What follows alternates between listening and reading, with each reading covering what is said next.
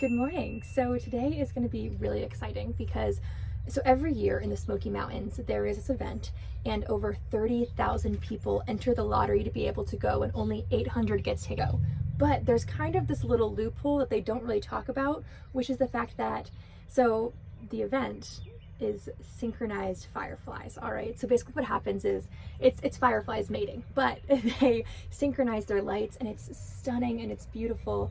And because it is an event, led by nature itself, there's no really dates of it, but they come together for about a week every year. And what happens is this national park holds an event for a week, but the synchronized fireflies, they're animals, so maybe they'll go a little bit longer. Sometimes they do, sometimes they don't.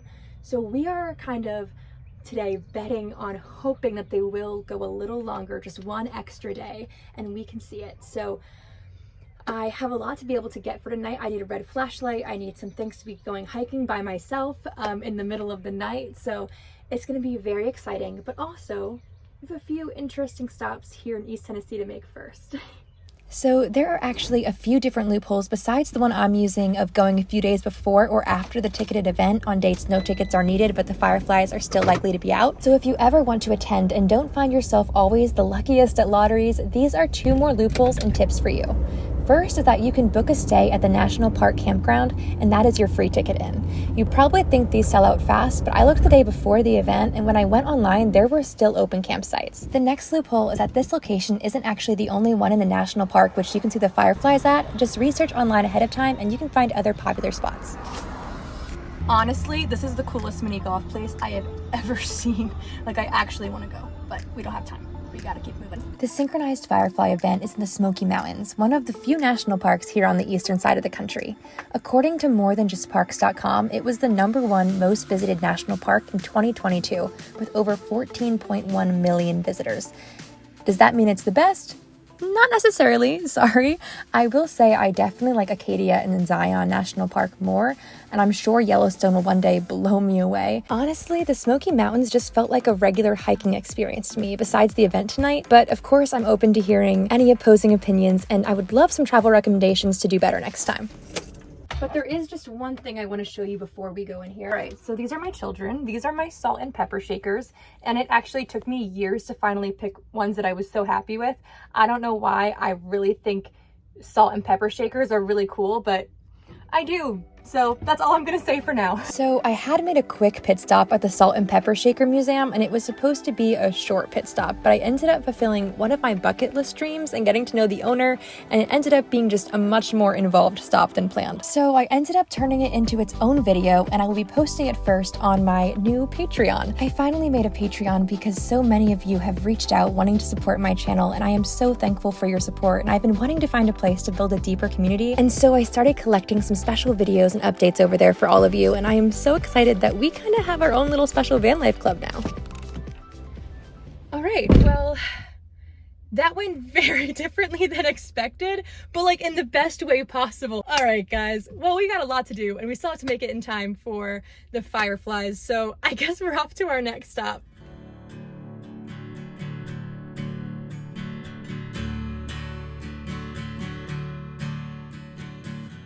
So I actually was hoping to make one more stop at a really cool, quirky place before going tonight, but I just called the local campground. I asked them for some directions on how to be able to see the fireflies, and she was like, the parking lot's gonna be full by 4 o'clock.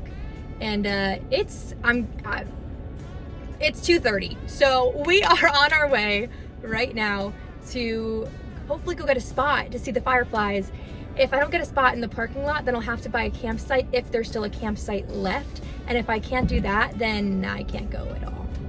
So let's get going. So as I was driving through the town of Gatlinburg on my way to the Smoky Mountains, my goodness, I understand why some people on the internet call it the Vegas Strip of national parks. It was tourist trap central. Not that I mind, I actually proudly will say that I enjoy some tourist traps. Sometimes they're weird and quirky and fun, but it was just a little overkill driving through here. I actually read a news article where they rated it in the top 10 worst tourist trap locations in America. So hopefully that gives you somewhat of an idea of what it's like here.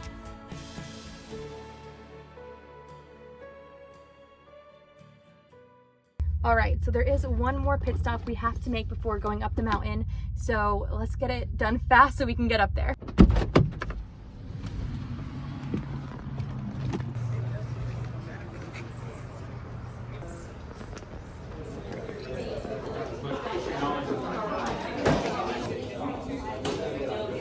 So I always visit every national park's visitor center because I collect the maps, I always buy a patch to put on my van roof, and one of my most prized possessions is this national park passport book that I have taken to every national park I've ever been to. The parks sell numerous versions of these books, big and small, and you can get a free stamp at each visitor center that includes the date you visited the park.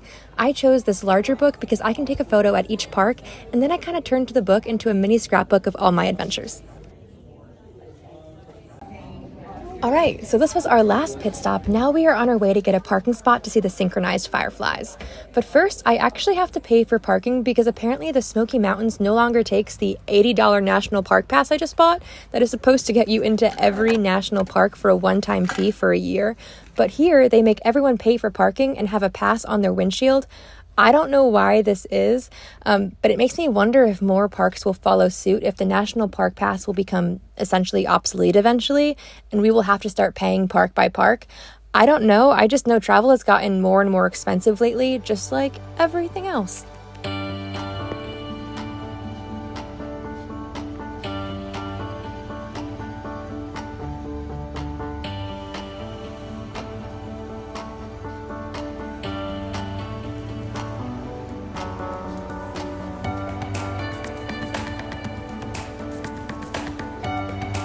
They were so cute. They were so, oh, the little babies.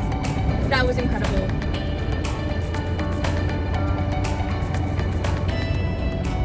All right, moment of truth.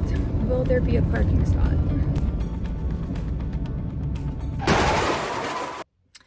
So there's plenty of parking, as you can see. So, stress for nothing, but that's fine. We have plenty we can do. I can go on a hike. That's all I got. What else do we do? So during the event, there is a rule that everyone must use a red flashlight to preserve your night vision so you can see the fireflies without your eyes having to constantly readjust to bright light and then darkness. So that is why we are on our current mission to create a red flashlight. I found it. All right, so I couldn't find red cellophane at Walmart to be able to turn my flashlight red, so I had this idea. We're gonna see if it works or not, but I'm just gonna literally paint the top with the paint pen red.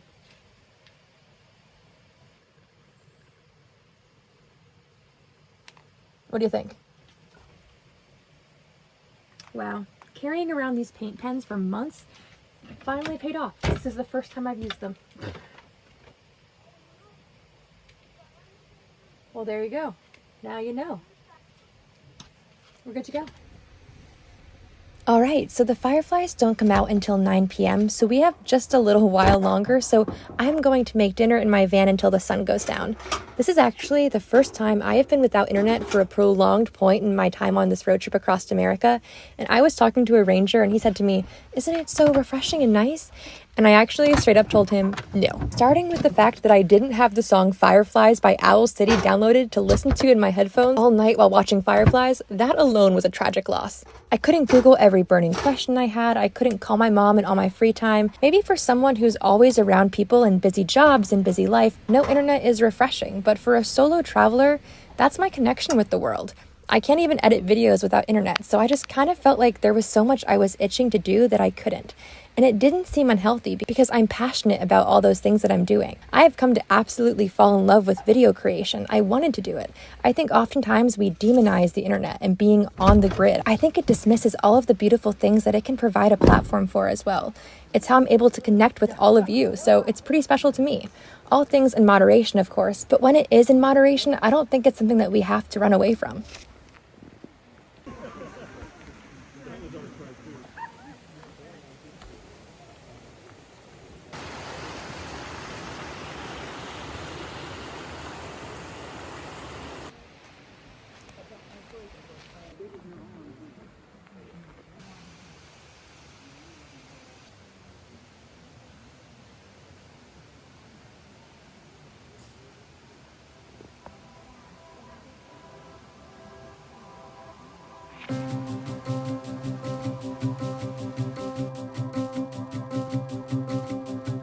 Sometimes winning's losing fast and moving past who is right and who is wrong. And sometimes leaving's all I've got, even when I know it's not. 'Cause our love is too strong for that kind of talk to be more than a thought.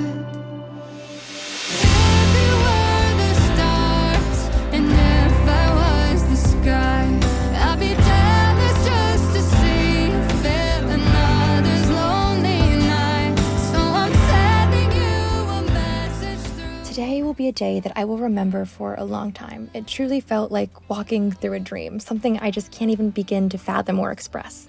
So thank you so much for hanging out with me, and I will see you later this week on Patreon for the Salt and Pepper Shaker Museum video, or next week when I go on a mini vacation with my mom in an Airstream.